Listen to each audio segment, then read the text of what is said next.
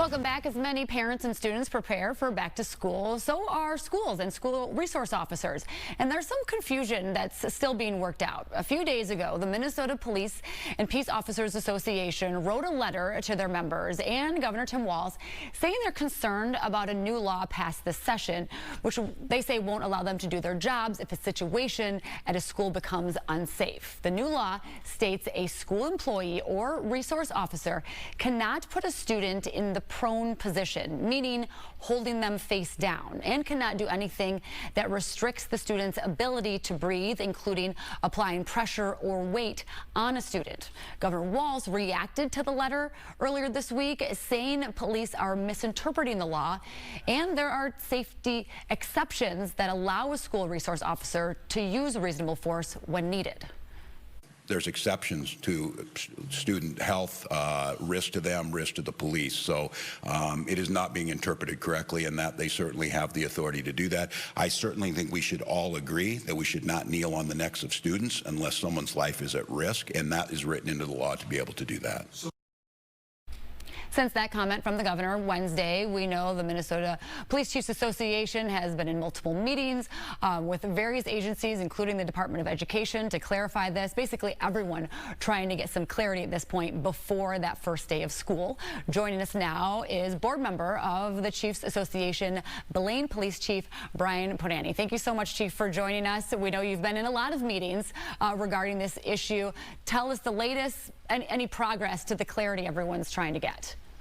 Well, good morning, and thank you for having me on here. You know, this has been an issue we've been working around the clock on, certainly for public safety, but also in conjunction with the Department of Education and coming up with the Attorney General's office. The concern is that despite the various interpretations that are iterated out there, we don't have, the law is still the law. And so short of a legislative fix, I'm not sure what we're going to come up with to try to come together on this issue. Fortunately, everybody wants what's best for the kids. And so we are aligned in our goals. It's just how to get there.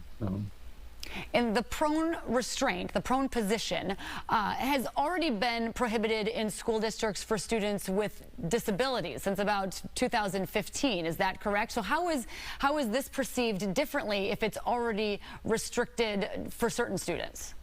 Well, it is. First of all, we have now the application to our school resource officers and any officer that's contracted by the school district. So this could also be like officers working a football game or a school dance or other things like that.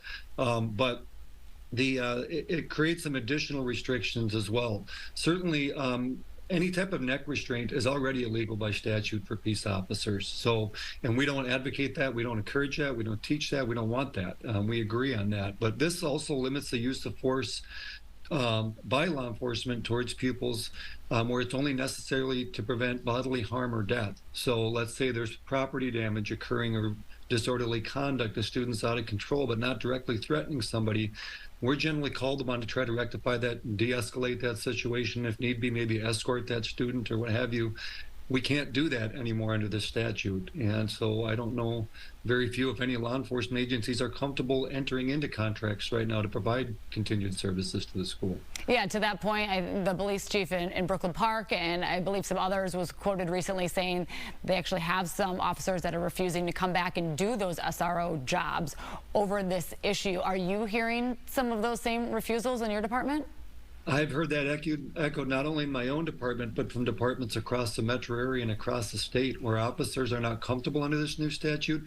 I'm not comfortable as an administrator setting not only the officers, but the staff members up for failure too, because our job is to protect the students, help them be in a healthy, safe learning environment, but also help those staff members as well. And we can't do that with how we're trained, and we're taking away tools, much like I'm not going to take a hammer away from a carpenter and then expect them to build a wall.